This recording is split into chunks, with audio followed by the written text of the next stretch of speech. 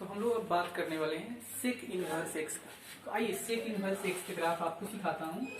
y equal to f x equal to sec inverse x. क्या लिख सकते हैं इसको? तो आर्क ऑफ सेकेंड एक्स। तो सेक इनवर्स का ग्राफ आपको तभी आ सकता है जब आपको कॉस इनवर्स का ग्राफ आता होगा। तो कॉस इनवर्स का ग्राफ अभी मैंने आपको सिखाया था थोड़ा देर पहले। कॉस इनवर्स का ग्राफ अभी आपसे हमने डिस्कशन किया था। ये 0 था।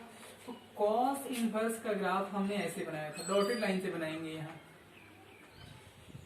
ये कॉस इनवर्स का ग्राफ हो गया। अगर आपको याद हो तो अच्छी बात है, नहीं है तो देख सकते हैं। ये पॉइंट कितने का था कॉस इनवर्स में? तो 1 का था। ये पॉइंट देख लीजिए, ये पॉइंट था -1 का।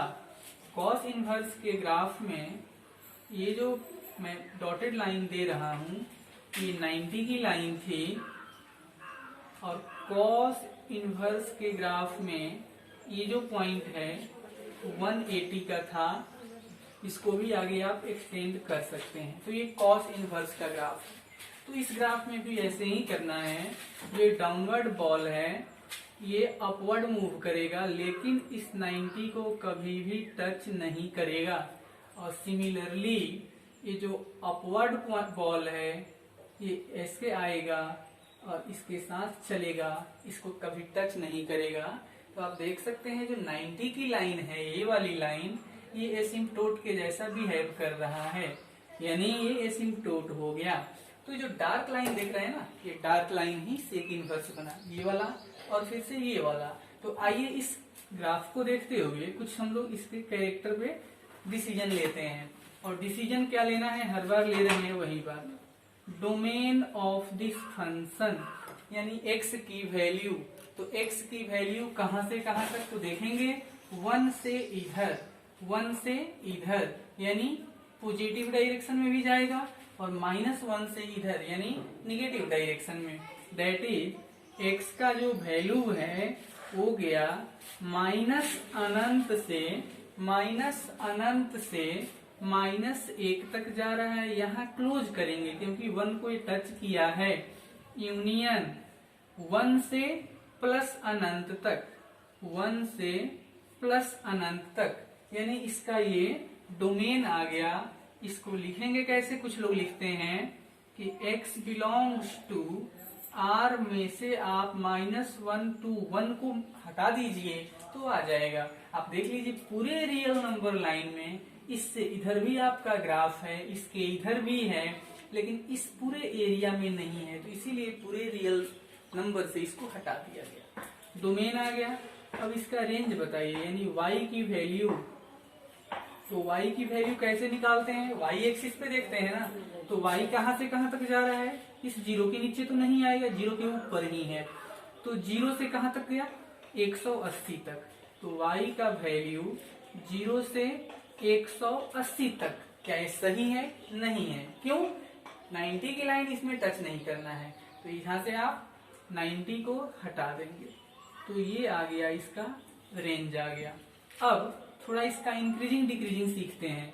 तो अगर लेफ्ट टू राइट चलें ग्राफ पे तो पेंसिल अपवर्ड जा रहा था। अगर ये भी ग्राफ है, लेफ्ट टू राइट चले तो पेंसिल अपवर्ड जा रहा है।